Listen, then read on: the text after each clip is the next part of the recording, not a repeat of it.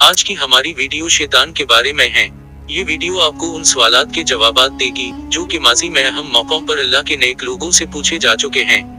दोस्तों, वीडियो शुरू करने से पहले अगर आपने हमारा यूट्यूब चैनल सयूब दानिश को सब्सक्राइब नहीं किया तो ऐसे जरूर सब्सक्राइब करें और साथ ही साथ में बेल के आइकन को जरूर क्लिक करें। दोस्तों, जिन्नात इंसानों से पहले अल्लाह की भेजी हुई माखलूक हैं, जो शुरू में अल्लाह के बहुत नेक और परहेजगार बंदे थे, मगर बाद में ये कौम एक बागी और अल्लाह के नाफरमान कौम बन गई। इनमें जो अल्लाह के नेक बंदे बच गए थे, उन्होंने गुमराह जिन्नात को समझाना शुरू किया और उनको वापस रास्ते पर गामजन किया, मगर ये सिलसिला भी ज्यादा देर तक ना चल सका।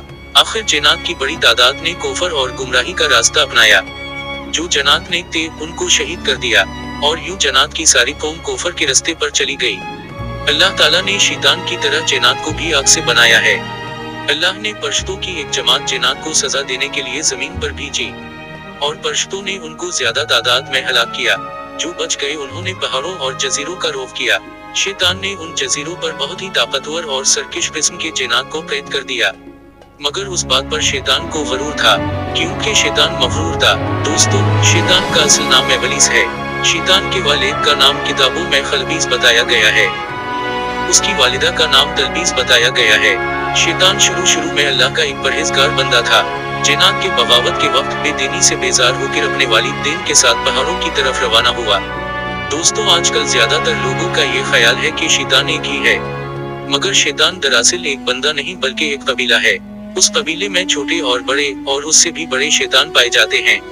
इनका भी अपना सरबराह होता है और इनका भी अपना कौम, कानून और आदिलिया होता है। उनके तमाम जिंदगी के मामलात इंसानों और जिन्नात जैसे होते हैं। उनकी शादियां भी होती हैं और उनके बच्चों को बाकायदा पढ़ाया जाता है, मगर अफसोस उनके बच्चों को अल्लाह की नाफरमानी, कुफ्र और इंसान को गुमराह करना सिखाया जाता है। रात को इनकी एक मजलिस लगती है जिसमें बाकायदा एक शैतान को बुलाकर उससे पूछा जाता है कि आज आपने कितने लोगों को गुनाह कराया और कौन कौन सा गुनाह कराया। गुनाह के मुताबिक उनको बाकायदा इनाम भी दिया जाता है। अब इंसान को ये किस तरह गुमराह करते हैं, इंसान के पास आते कैसे है, इंसान को ये नजर क्यों नहीं आते? क्या इंसान तमाम गुनाह शैतान के कहने पे करता है या इंसान खुद गुनाह करता है और लानत करता है शैतान पर? इन सवालात के जवाबात अगर आपको चाहिए तो हमें कमेंट्स करें, हम उस पर भी एक वीडियो बनाएंगे। दोस्तों, शैतान को पहले आसमान पर, दूसरी आसमान पर, तीसरी आसमान पर और यूं सातवीं आसमान पर आने की दावत दी गई थी, जिसे शैतान ने कबूल कर ली थी। मगर शैतान बाद क्यों गुमराह हुआ, इसका तो आपको पता है, मगर साथ ही साथ में कुछ ऐसे हकायक भी है जिनको सुनकर आप हैरान जरूर हुए होंगे।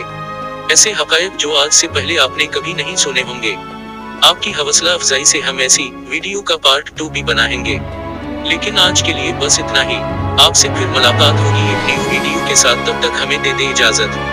अल्लाह हाफिज।